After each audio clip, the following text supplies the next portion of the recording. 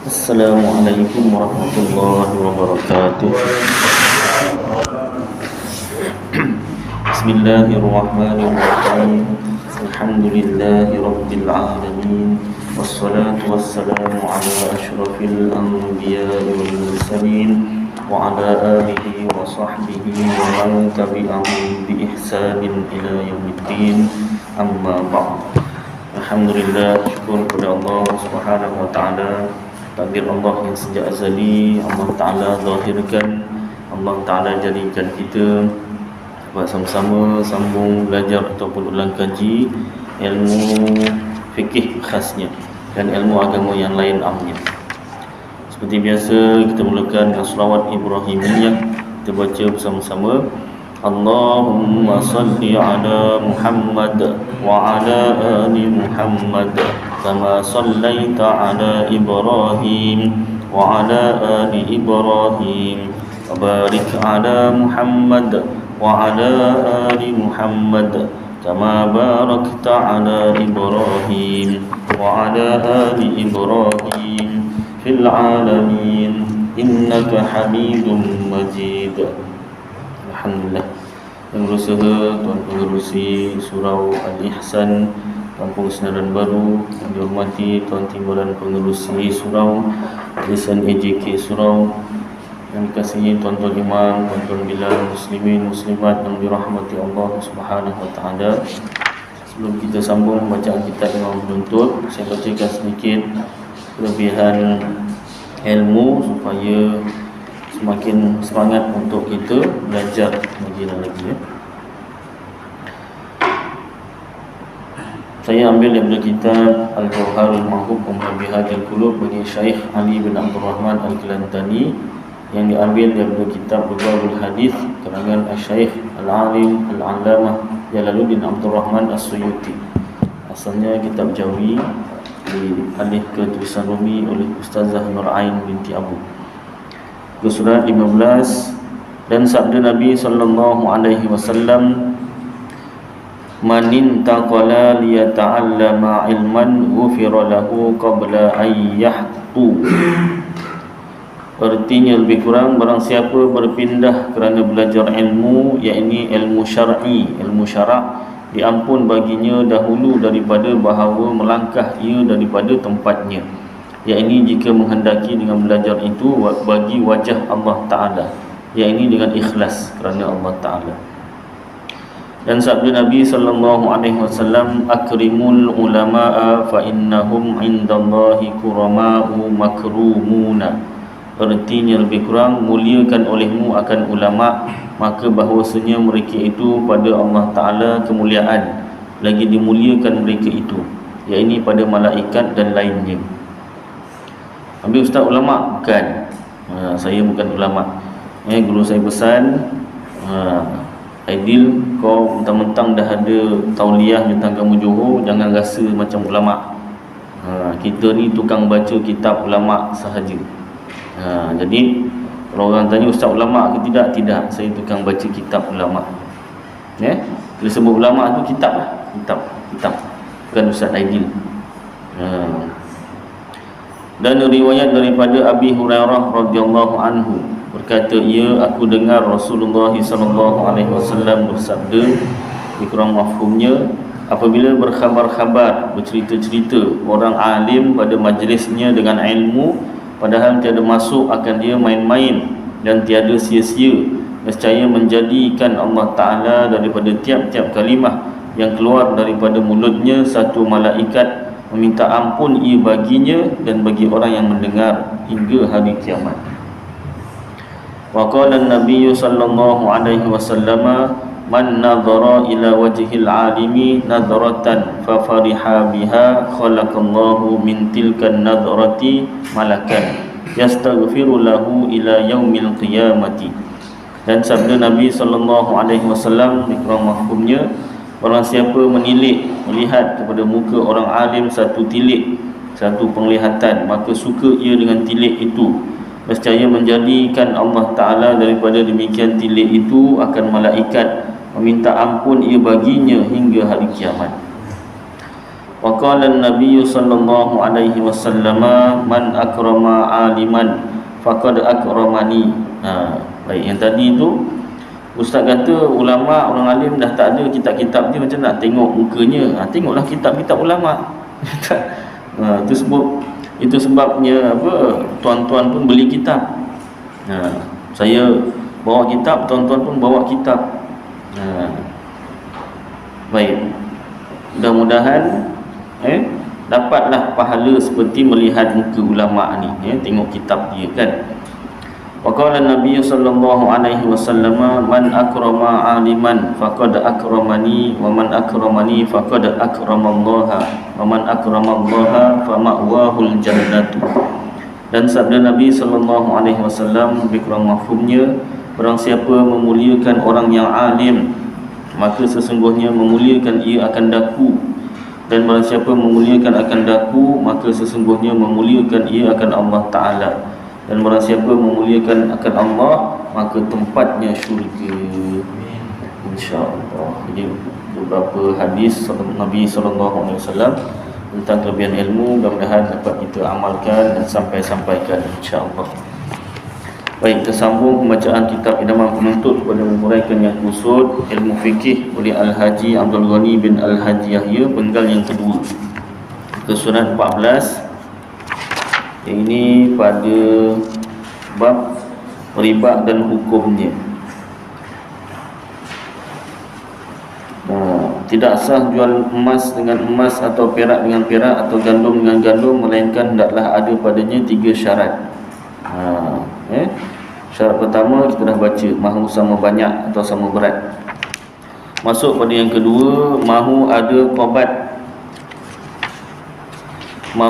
qabat, iaitu terimaan atau ambil alih antara keduanya, iaitu penjual menyerah barang dan pembeli menyerah harga, dan kedua-duanya menerima masa itu juga sebelum meninggalkan tempat itu. Jumpa, serah dan terima. Sekiranya tidak ada qabat, tak ada terimaan atau ambil alih masa itu, seperti dikatanya, saya jual emas saya yang seberat 1 gram ini kepada anda dengan emas anda seberat 1 gram, dan diterima oleh pembeli, tetapi tidak ada qabat, itu jam juga, atau lewat qabat antara keduanya atau salah seorang daripada keduanya, nescaya tidak sah jualan itu dan jadi riba. Ini dinamakan ribal yadi, iaitu riba tangan. Kerana tangan tak campur, dinamakan riba tangan. Tak selesailah. Baik, yang ketiga, mahu tunai. Syarat yang ketiga, mahu tunai, iaitu tidak boleh ditangguhkan salah satu daripada barang itu. Seperti dikatanya, saya jual kepada anda emas saya yang seberat 1 gram ini dengan 1 gram emas anda ditangguhkan 5 minit kemudian. Alah, 5 minit je, bukan 5 jam, bukan 5 hari. Jawab pembeli, saya terima, saya tidak sah jualan itu dan jadi riba. Walaupun pembeli terima. Ni kes penjual dan pembeli tak macam kitab lah. Ataupun tidak mendalami. Pasal apa dia ada tu, saya jual, saya beli apa semua kan. Tapi mungkin kurang mendalami bab emas tu Nescaya tidak sah jualan itu dan jadi riba. Ini dinamakan riba nasai, iaitu riba tempoh.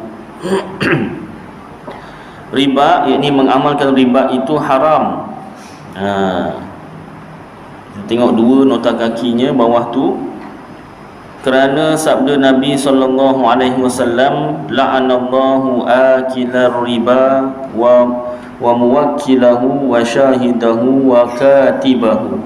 Artinya lebih kurang, dilaknatkan Allah orang yang makan riba, orang yang mewakilkan dia, orang yang menyaksikan, dan juru tulisnya. Termasuk dalam kumpulan dosa besar. Wajib bertaubat. Kalau sudah terbuat, wajib bertaubat. Rukun taubat ada 3 dalam kaji Dalam kitab Aqidatun Najin, rukun taubat ada 3. Pertama iaitu menyesal Ya Allah, menyesal ya Allah aku terlibat dengan riba ya Allah. Betul-betul sungguh-sungguh menyesal. Yang kedua, meninggalkan riba itu, dosa itu ketika sedang bertaubat. Kalau sedang bertaubat tengah buat riba lagi, tak sah taubatnya, kena tinggalkan baru bertaubat. Yang ketiga, mesti berazam, berniat, bukan berjanji, berniat. Berazam, berniat untuk tidak buat riba lagi, atau dosa yang lain lah. Dosa, kalau dosa, itu contoh riba lah, contoh nak taubat daripada riba. Berazam, berniat tak nak buat riba lagi. Bukan berjanji, berjanji dah kira nazar. Nazar apa nama ni, itu janji dengan Allah Ta'ala. Baik, 3 rukun taubat Jadi dosa besar, riba dosa besar. Tetapi maksudnya di sini ribal fadlu. Ribal fadli, maaf. Ribal fadli. Ribal fadli apa? Tengok yang pas ni.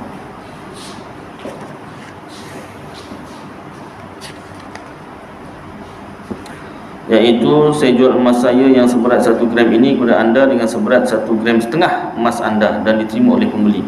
Nescaya tidak sah akad ini dan dijadi riba. Ini namakan ribal fadli. Yang namanya dosa besar ini maksud di sini ribal fadli, iaitu jual dengan harga yang lebih atau beri pinjam dengan ada bunga. Bunga ni bahasa Melayu,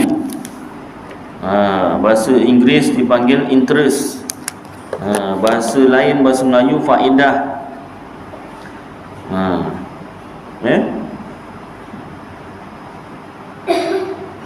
Jadi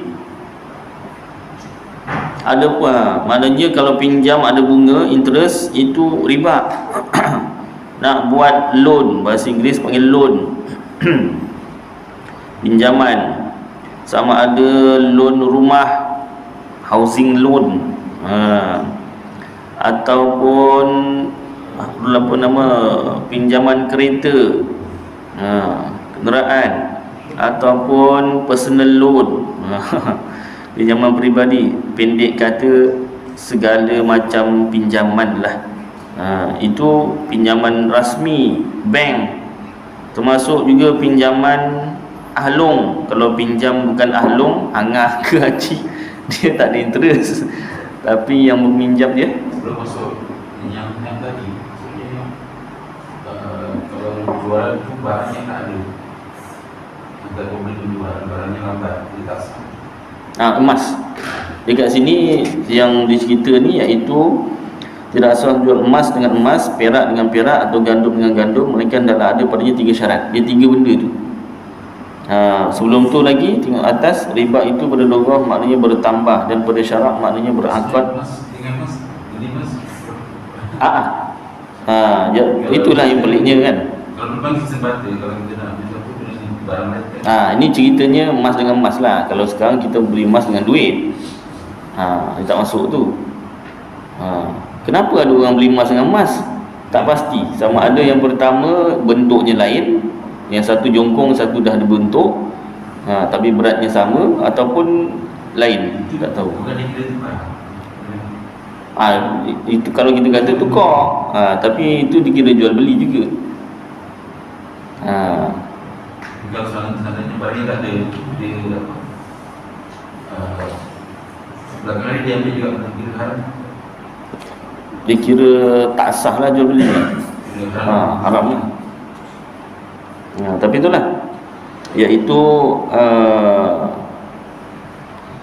yang dimaksudkan dengan barang. Kalau muka 13 tu kita tengok balik, yang dimaksudkan dengan barang dalam bab riba ini ialah emas, perak dan makanan. Yang lain daripadanya seperti tembaga, kain, timah, getah dan lain-lain tidak termasuk dalam kumpulan barang riba.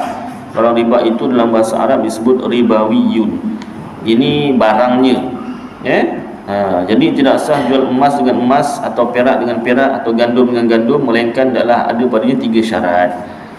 Jadi yang termasuk dalam pinjaman tu tadi iaitu ribal fadli. Riba al-fadli apa? Dia kata mahu sama banyak atau sama berat barang yang dijual dengan barang yang jadi harganya.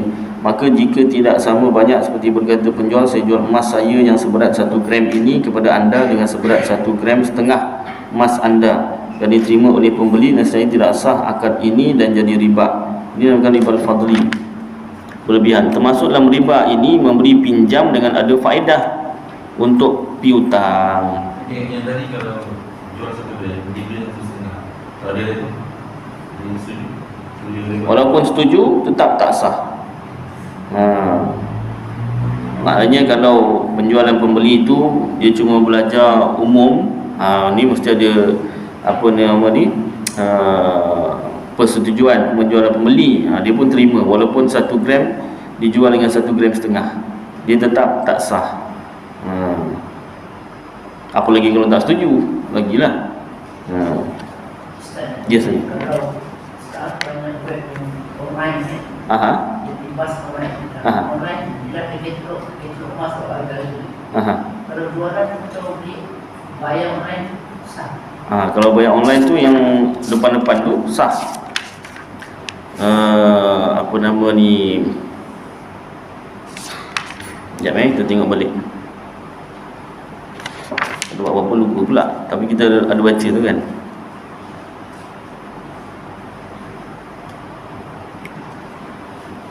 Ustaz, kita dalam masyarakat ini yang saya tahu lah, dia barang tu mesti ada asas.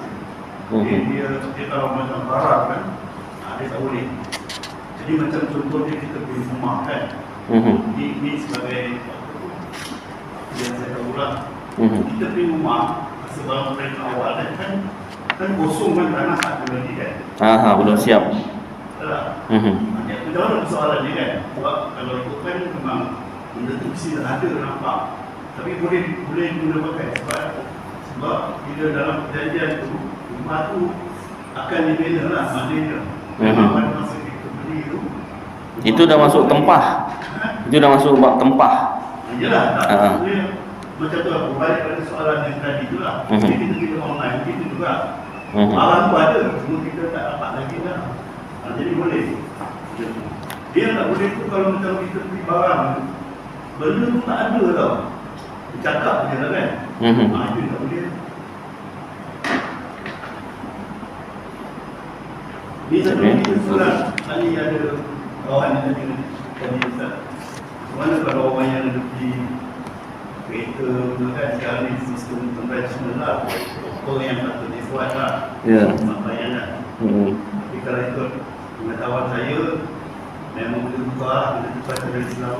Itu kita tak tahu takut, tapi kita dah tahu, kita nak buat tindakan. Itu tak ada sistem Islam ni, kita ada pilihan. Konvensional saja kita kena ambil konvensional. Tapi bila kita ada pilihan, kita kena ikut dari Islam. Baik. Dia yang lepas dah ada tu dia punya tu kan, tapi tak apa. Nanti kita ulang kaji balik ya.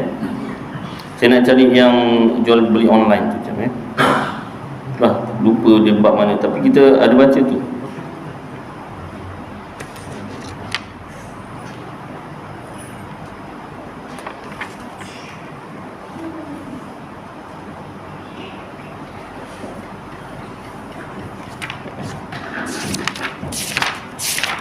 Ambil daripada awal.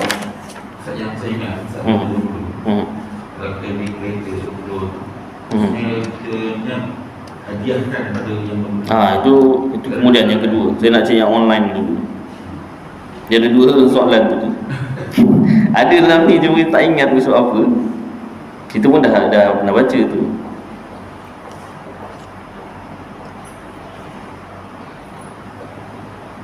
Cuma saya nak bacakan, jadi kita nampak nas kitab ni kan.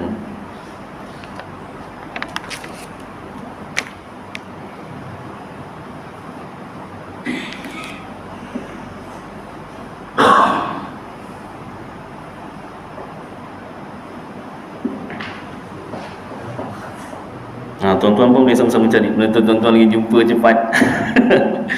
Baik. Nak cari yang online tu, sah jual beli online. Dan juga bab riba atau macam mana nak elakkan.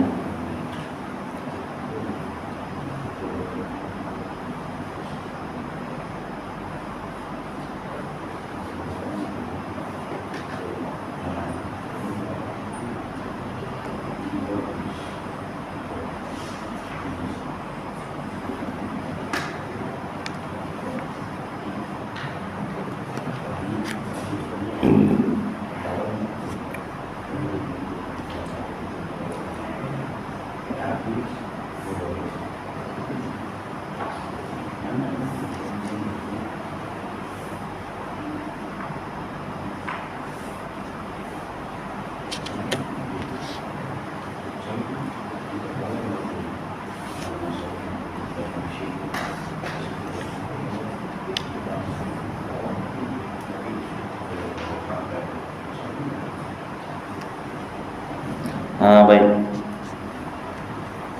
Muka surat 3 bawah sekali.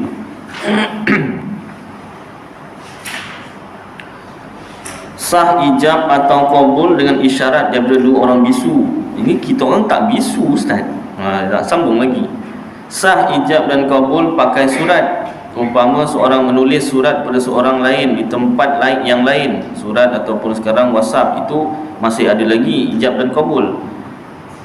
Di dalam surat itu di antara lain ditulis, saya jual buku saya bersama ini kepada anda dengan harga RM5 dengan syarat dikabul oleh orang yang menerima surat itu seperti katanya ada ijab kabul. Saya beli buku ini dengan harga sebanyak itu, dengan serta-merta ketika sampai bacaannya kepada ijab itu. Maka jika lambat dikabul seperti bercakap perkara yang lain, nescaya mudarat tidak diluluskan. Bukan yang ini ni. Ini jual mu'atah. Perkataan mu'atah itu maknanya unjuk beri. Maksudnya di sini jual beli pakai bayar duit, beri barang, tidak ada cakap apa-apa, tanpa ijab dan qabul. Ini kira beli online lah. Bagaimana banyak berlaku pada masa sekarang di merata-rata dunia. Ini zaman bila dia kata masa sekarang ni? Tahun 70-an, 80-an. 1983. Tahun 80-an pun dah banyak. Bukan kata online, dekat Giant, dekat apa nama ni, Masli, dekat apa nama ni, pasar raya tu, mana orang sebut. Tak payah online, saya pun tak nyebut. Kalau penjual Islam pun saya tak nyebut, lagi yang bukan Islam. Kan? Tapi boleh kita amalkan, boleh juga. Patutnya kan yang penjual dulu ada. Penjual boleh, pembeli pun boleh, tak kira siapa-siapa mula dulu pun boleh. Juga muka surat apa nama ni, muka surat 3 tu belah atas. Boleh sama ada penjual dulu yang mula, saya jual, pembeli pun jawab saya beli, ataupun pembeli dulu, saya beli ya, penjual pula yang jawab saya jual, boleh. Dan yang paling minimum tak ada cakap apa-apa, diam aja. Kadang kalau cakap kan, kalau penjual ni cantik, amboi, ada amboi pula, kena amboi pula dengan bini. Tak, saya nak amalkan ni, ya kenapa yang cantik aja yang diamalkan? Penjual yang tak berapa nak cantik, wah diam aja. Tak, tu pasal ada kaul yang diam. Oh, ambil kaul yang diam pula. Pandai pula tu memilih. Untung apa nama, bininya ngikut belajar. Bini tak ikut belajar, wah boleh kelentong sikit tu. Amboi, bukan main saya jual lah apa ginilah. Itu dalam kitab. Bini tak tahu. Dalam kitab kitab. Kena yang tak berapa cantik, apa tak cakap pula yang ni. Dalam kitab pun ada juga tu. Ada juga. Semua kitab semua ya. Cuma yang pilih cantik tak cantik itu je, yang pilihan hati sendiri ya. Baik, jadi sambung sikit. Perkataan mu'atah itu maknanya unjuk beri. Maksudnya di sini jual beli pakai bayar duit, beri barang, tidak ada cakap apa-apa, tanpa ijab dan qabul. Bagaimana barang berlaku pada masa sekarang di merata-rata dunia. Dalam masalah ini ada dua pendapat ulama. Setengahnya mengatakan tidak sah jual beli itu. Menurut ini wajib atas tiap-tiap daripada penjual dan pembeli memulangkan balik apa-apa yang telah diambil. Susah, dah banyak dah. Sekiranya sudah tidak ada lagi, wajib pulangkan gantinya, kena ganti. Tetapi tidak dituntut apa-apa di akhirat kelak, kerana sudah ada keredaan antara dua pihak. Kalau tak pulangkan balik pun ke akhirat tak dituntut. Manakala Imam Nawawi dan sebahagian daripada ulama yang lain dan beberapa ulama lain pula mengatakan harus, boleh, sah jualan secara mu'atah itu dan sah. Jadi kita pegang pendapat Imam Nawawi dan beberapa imam yang lain.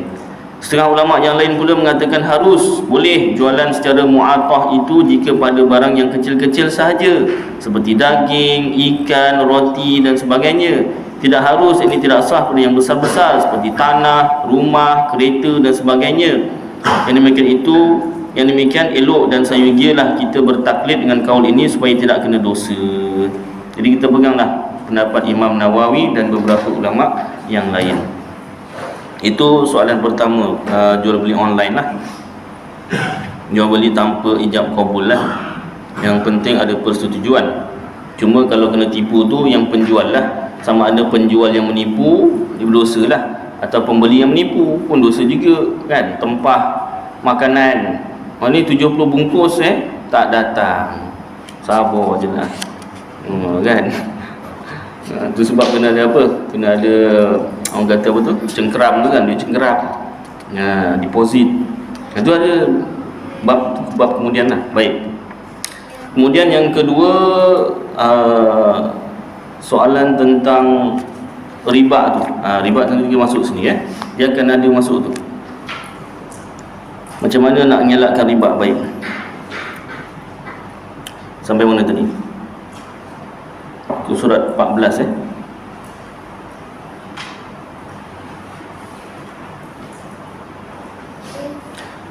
surat 14 ada bunga. Riba, mengamalkan riba itu haram, termasuk dalam kumpulan dosa besar. Tetapi maksudnya di sini riba al-fadli, iaitu jual dengan harga yang lebih atau beri pinjam dengan ada bunga, faedah, interest. Adapun riba yadi dan riba nasai termasuk dalam golongan dosa kecil. Tersebut dalam kitab Bujairimi, Iqna', kitab Arab, juzuk 3 muka surat 14. Daripada kenyataan yang tersebut, nyatalah jika jualan barang-barang itu daripada satu jenis seperti emas dengan emas, atau perak dengan perak, atau gandum dengan gandum, disyaratkan mahu ada 3 perkara, baharu sah, dan tidak jadi riba sama banyak atau riba sama berat. Tidak jadi riba sama banyak atau sama berat. Ada qabat dan tunai, tidak bertangguh. Baik, jika berlainan jenis tetapi bersamaan illah ni sebab atau kerana, seperti jual emas dengan perak atau beras dengan gandum, disyaratkan mahu ada 2 perkara sahaja baru sah, dan tidak jadi riba, yakni mahu ada qabat dan tunai. Tidak mengapa ada berlebih-lebihan seperti jual 1 gram emas dengan 500 gram perak, atau 1 kilogram gandum dengan 1 kilogram setengah beras. Sistem batalah dulu. Adapun jika berlainan jenis dan berlainan illah sebab, seperti wang ringgit dengan beras atau daging atau sebagainya, tiadalah disyaratkan apa-apa.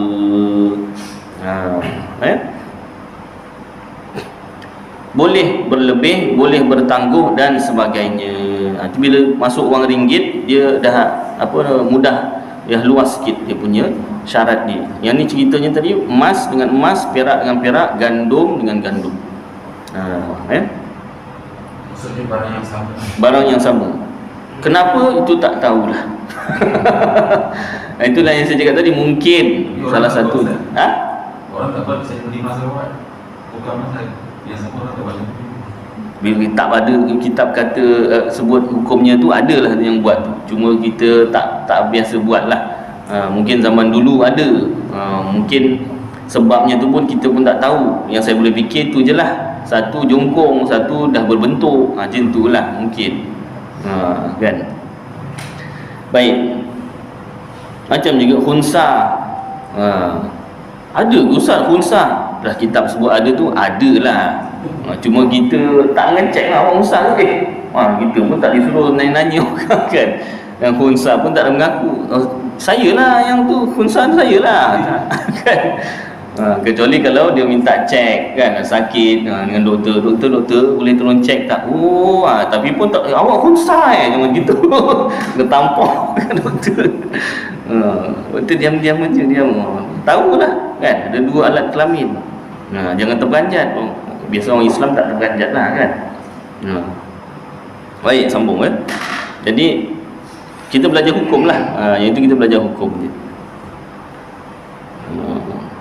Boleh berlebih, boleh bertangguh dan sebagainya. Perkataan illah, sebab itu maknanya sebab. Di sini sebab itu dua. Pertama emas dan perak, kedua makanan seperti gandum, kurma dan lain-lain. Maka emas dengan emas satu jenis, perak dengan perak satu jenis, emas dengan perak lain jenis, satu illah, satu sebab. Beras dengan beras satu jenis, beras dengan gandum lain jenis, satu illah, satu sebab. Tujuan untuk makan. Emas dengan beras lain jenis dan lain illah, lain sebab. Perak dengan beras lain jenis dan lain illah, lain sebab. Daripada kenyataan, maknanya kegunaan dia itulah.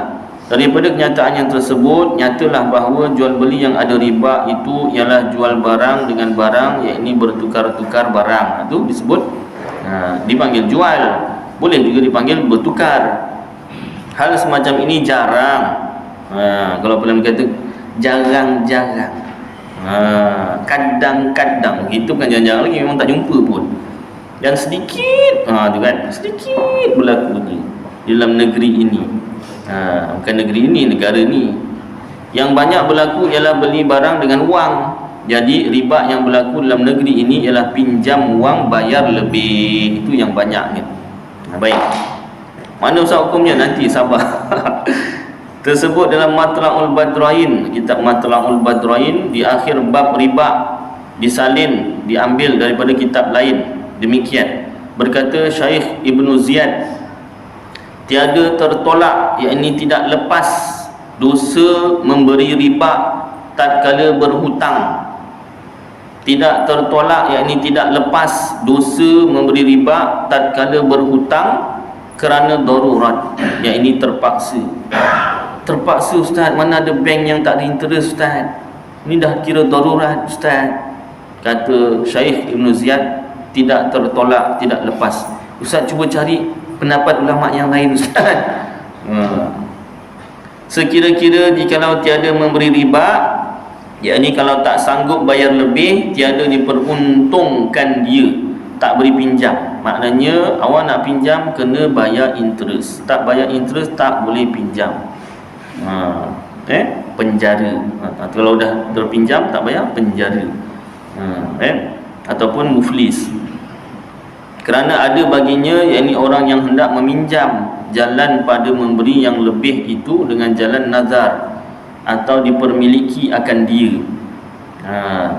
Maknanya ada jalan lain, kata Ibnu Ziyad ni tadi, orang yang hendak meminjam tu jalan pada memberi yang lebih itu dengan jalan nazar, berjanji atau dipermiliki akan dia, yakni dengan haibah atau hadiah.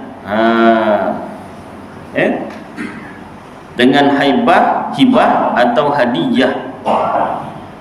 Baik. Istimewa pula terutama jika kita kata nazar itu tidak berhajat kepada qabul pada lafaz atas yang muktamad, yakni nazar itu tidak berkehendak kepada ijab qabul di sisi kaul yang muktamad, yang kuat, yang diperpegangi. Maksudnya, jika diberi bayaran yang lebih itu secara nazar, lepaslah dosanya kerana darurat, yakni terpaksa. Lebih jelas lagi maksudnya demikian. Dijelaskan lagi. Orang yang berhutang secara riba, ada interest, tak kiralah apa jenis hutang, loan, tidak lepas daripada dosa riba sekalipun kerana darurat, terpaksa. Dah tak ada bank kat dunia ni yang tak ada interest, bukan dah tak ada, memang tak ada. Bukan dah tak ada, dulunya ada, tak, memang tak ada, belum diwujudkan. Kata ura-ura ada nak diwujudkan, dihalang. Ini terpaksa. Habis bank Islam tu, minta maaf juga, kontroversi juga tu, tapi saya terpaksa sebut jugalah. Bank Islam dia bukan tak ada interest, dia ada interest, cuma dia fixed rate. Tanya orang bank, kan, dia tahulah. Bank Islam dia tu bukan tak ada interest, dia ada interest tapi fix, tetap interestnya. Kalau mula-mula kita pinjam tahun ni, kata dah nak beli Beza 1.0 contohnya lah, biasa. Sebab dia sebenarnya dia panggil kata keuntungan, kita tak ada interest dalam cara sistem Islam. Benda yang lebih tu kita tak boleh kata interest. Untuk orang confuse, tak boleh kata faedah. Dia tak ada keuntungan nanti. Term itu kita sebut kadar keuntungan. Itu boleh disebutkan sama. Betul Abang Rahmat kadar keuntungan. Istilahnya lah. Kalau bukan sama ini Sistem mereka tak betul orang kata sama saja.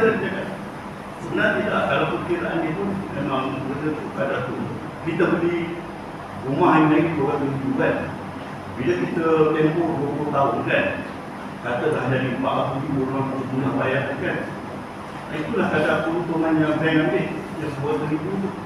Contohlah 20 tahun datang rumah tu jadi 40,000 kan. Itu nilai dia tu. Itu kadar keuntungan ambil. Sebab yang saya faham, kalau cara Islam, bank belikan rumah untuk pihak dia, Ya. dia jual balik kat Itulah tu. Itu dengan kadar sekian. Cara bank Beza dengan bank lain? tak ada konsep dan konsep. konsep itu cuma tukar konsep. Sama sebenarnya tukar konsep. Perkataan tu lah. Konsep tu perkataannya. Bank jual balik gitu. Ya. Kalau bank lain yang bukan bank Islam, Dia tak gitu. Dia cuma interest lah. Awak kena lesen kena. Itu beza Kita kita. pinjam duit. Macam mana? Dia konsep dia. Kalau Orang bank. profesional, kita pinjam duit pada bank untuk beli rumah. Macam dalam konsep Islam, kita beli rumah dengan bank. Bank telah belikan bagian kita. Jadi bank jual lebih itu. Jadi mana kita beli dengan bank. Dia tu Jadi kira untung bank. developer tu bank dah beli dengan developer. Konsep itu sama, jual beli juga. Jadi bank dah beli dengan developer. So bank jual pula dengan kita. Bank jual dengan kita lebih lah daripada harga yang dia beli. Betul tak ada keuntungan yang dia beli. Jadi kita saya satu. sama dengan istilah duit lain rate itu tetap dia tak ubah. Kalau profesional dia floating rate. Ya. Itu dia. Tapi hanya faedah tak ada.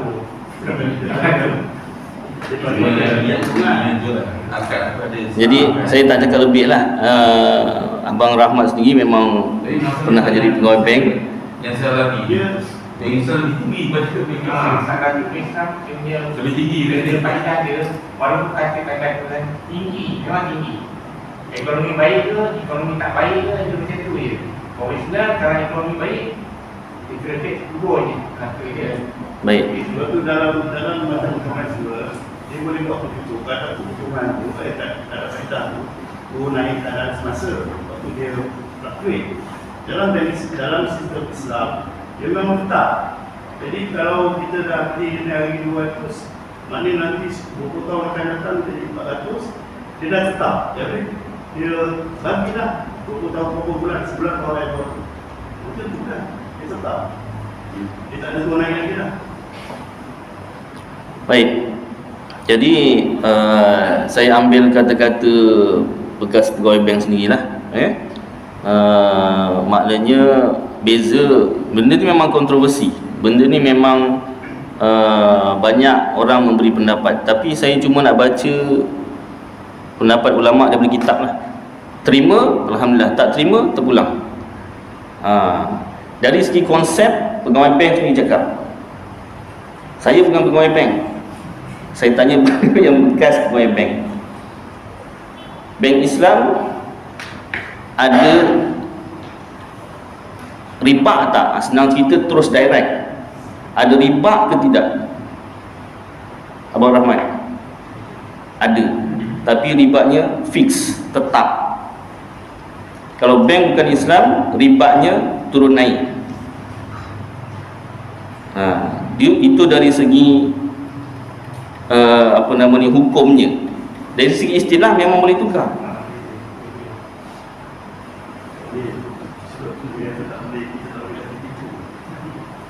Dia cakap sebab tak ramah. Dia memang dalam Islam dia konsep jual beli itu dia tak berubah. Waktu dia nak jual itu tak ada keuntungan, bukan tak ada faedah. Baik. Jadi saya tak nak panjangkan lagi perkara ni. Cuma dari segi konsep gitulah ceritanya. Bank Islam fixed rate, dan dari bukan bank Islam dia apa dia panggil? bukan apa? Rate apa? Turun naik lah, bukan fixed rate lah. Baik. Jadi dalam kitab disebut faedah. Jadi kalau ditukar kepada istilah lain sekalipun, tapi konsepnya sama, kita pinjam dan kita bayar lebih, konsepnya memang riba lah. Baik. Cumanya ada cara tadi untuk kita elakkan. Kita elakkan, iaitu dengan kita niatkan bayar lebih itu sebagai hibah. Hibah ini bayaran saja-saja, tak ada niat apa-apa, hanya pemberian semata-mata. Hadiah untuk menyukakan orang yang diberi. Jadi dengan cara kita niatkan hibah atau hadiah tersebut, maka terlepaslah kita daripada riba. Jadi yang niatkan ni pembeli lah. Yang niatnya pembeli. Perlu tak kita beritahu kerani? Tak perlu. Dalam hati. Kalau beritahu kerani, oh lagi gaduh, lagi panjang cerita. Lagi panjang ceritanya.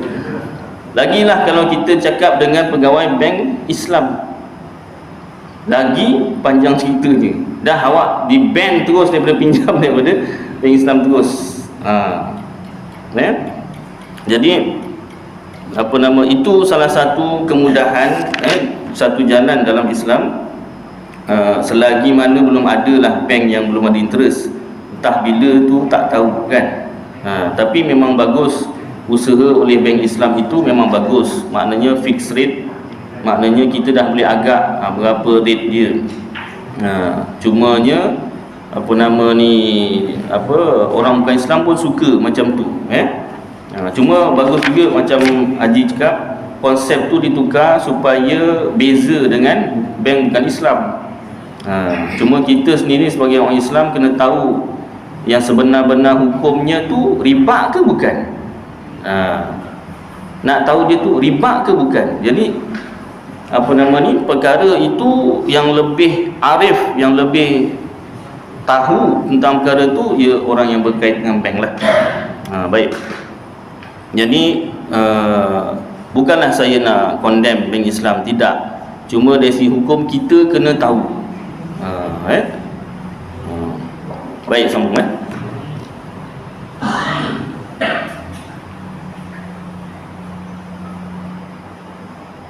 Orang yang berhutang secara riba tidak lepas daripada dosa riba sekalipun kerana darurat, ini terpaksa. Umpama jika tiada bayar lebih, sudah tentu tak dapat pinjam, padahal ia sangat perlukan wang.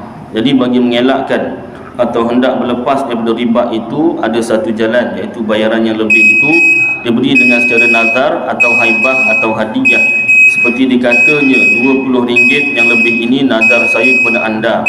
Atau ia tidak sebut, cuma niat sahaja dalam hati begitu. Kerana di sisi kaul yang muktamad, pendapat yang muktamad yang diperpegangi, bahawa nazar itu tidak berkehendak kepada ijab dan kabul, apatah lagi haibah atau hadiah. Ketika itu lepaslah dosanya kerana darurat. Itu caranya untuk lepas daripada riba. Setengah daripada jualan yang dilarang, maksud insya-Allah kita sambung sikit.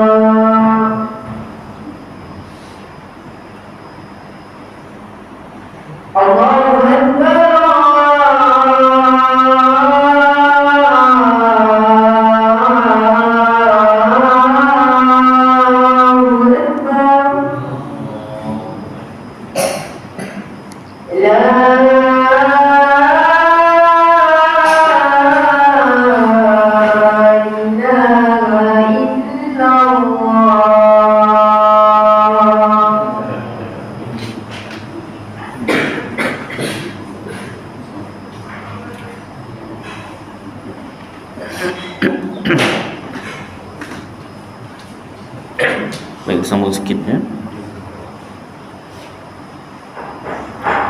Jadi orang yang berhutang secara riba tidak lepas daripada dosa riba sekalipun kerana darurah, yakni terpaksa. Umpama jika tiada bayar lebih, sudah tentu tak dapat pinjam, padahal ia sangat perlukan wang. Jadi bagi mengelakkan atau hendak berlepas daripada riba itu, ada satu jalan, iaitu bayaran yang lebih itu diberi dengan secara nazar atau hibah atau hadiah. Seperti dikatanya, RM20 yang lebih ini nazar saya kepada anda. Itu nazar, janji. Atau ia tidak sebut, cuma niat sahaja dalam hati, begitu. Sama ada nazar, hibah atau hadiah tu dia niat dalam hati. Kerana di sisi kaul yang muktamad, pendapat yang diperpegangi yang kuat, bahawa nazar itu tidak berkehendak kepada ijab dan qabul. Apatah lagi hibah ataupun hibah atau hadiah, ketika itu lepaslah dosanya kerana darurah. Kalau yang dah lepas-lepas macam mana ustaz? Kita niatkanlah, ya Allah, yang lepas-lepas aku niatkan sebagai hadiah atau hibah. Setengah daripada jualan yang dilarang oleh syarak ialah jualan dengan bayar cengkeram lebih dahulu. Kemudian jika pembeli bersetuju, jadilah jualan. Dan jika tiada wang cengkeram, lesap. Jika tiada wang cengkeram, lesap, kerana memakan harta orang dengan tiada balasannya. Ini wang cengkeram yang bukan tak boleh dipulang balik, kan? Haram. Dia kalau nak letak deposit yang boleh pulang balik, itu tak apa. Dia jangan yang tak boleh pulang. Tiada sah jual dengan syarat jual barang hak pembeli kepada penjual atau kepada orang lain. Tiada sah jual dengan syarat jual barang hak pembeli kepada penjual atau kepada orang lain. Seperti katanya, saya jual kepada anda kereta ini dengan syarat anda jual tanah anda kepada saya atau kepada si fulan. Dia jual dengan syarat. Jawab pembeli, saya beli. Dengan demikian nescaya tiada sah. Walaupun pembeli setuju, jual beli itu tak sah. Dia bersyarat. Tiada sah jual binatang dan anaknya yang di dalam perut. Demikian juga tidak sah jual ibunya sahaja atau anaknya sahaja. Tetapi sah jual binatang yang bunting, termasuklah anaknya sekali dalam jualan. Haram ihtikar barang makanan asasi. Apa tu ihtikar? Iaitu beli barang itu musim murah. Barang asasi, makanan asasi, ya. Contoh kalau kita beras lah, iaitu beli barang itu musim murah, disimpan dengan tujuan tidak dijual dengan harga yang mahal ketika orang sangat berhajat kepadanya. Suruh Ustaz mengata saya, sementara saya berniaga beli runcit, saya tak, saya sebut kitab saja. Saya tak tuduh siapa-siapa, ya. Haram jual barang yang perlu dibawa oleh orang kampung ke bandar dengan tujuan tidak dijual dengan harga biasa sekaligus. Orang kampung bawa barang nak jual dengan kat bandar, katalah ikan masin ke apa ke, kan, nak jual harga biasa sekaligus. Bukan kata ikan masin, ikan biasa, ikan segar pun kata contoh, kan. Sekaligus jual tolak, maknanya banyak-banyak. Tiba-tiba peniaga di bandar berkata kepada mereka itu, tinggalkan kepada saya, nanti saya jualkan sedikit-sedikit dengan harga yang mahal. Yang haram itu atas orang bandar, tidak atas orang kampung, tapi jualan itu sah. Haram menjual kurma lah atau anggur kepada orang membuat arak jika diketahui atau disangka ia membuat arak daripadanya, kalau ditahu. Tetapi kalau syak ni 50-50, atau diagak-agak sahaja ia membuat arak daripadanya, hukumnya makruh. Kalau jelas memang tahu, haram. Kalau agak-agak sahaja atau syak, makruh sahaja. Haram membeli atas belian, yang ini membeli barang yang telah dibeli orang yang masih dalam khiyar pilihan dengan tiada izin pembeli yang pertama, dan dengan dibatalkan belian yang pertama oleh penjual lah, itu dengan tujuan berkehendakkan harga lebih mahal. Pasal pembeli yang kedua ni letak harga lagi mahal, dibatalkan beli yang pertama. Sah jual dengan syarat khiyar, bagaimana akan datang, atau dengan syarat barang itu tidak ada yang cacat atau busuk, atau dengan syarat dipetikkan pada buah-buahan kayu daripada pokok-pokoknya. Dan sah jual dengan syarat ada saksi waktu berakad kerana takut berlaku keingkaran. Jadi bab jual beli ni banyak, Ini baru bab yang awal lah. Jadi kita masuk satu persatu, Baik, cukuplah keadaan tuan-tuan beberapa perkara. Mudah-mudahan apa yang kita baca dan dengar jadi manfaat untuk saya dan tuan-tuan, dapat kita amalkan dan sampaikan insya-Allah. Qul qawli hadza wa astaghfirullahal azim li wa lakum wa lisairil muslimin wal muslimat wal mu'minina wal mu'minat wastaghfiruh wa ya fawzal mustaghfirin wa ya najatat taibin. Wa sallallahu tabaraka wa ta'ala ala khairi khalqi sayyidina maulana Muhammad wa ala alihi wa sahbihi wa baraka wasallam. Subhana rabbika rabbil izzati amma yasifun wa salamun ala al mursalin walhamdulillahi rabbil alamin. Taqabbalallahu minkum.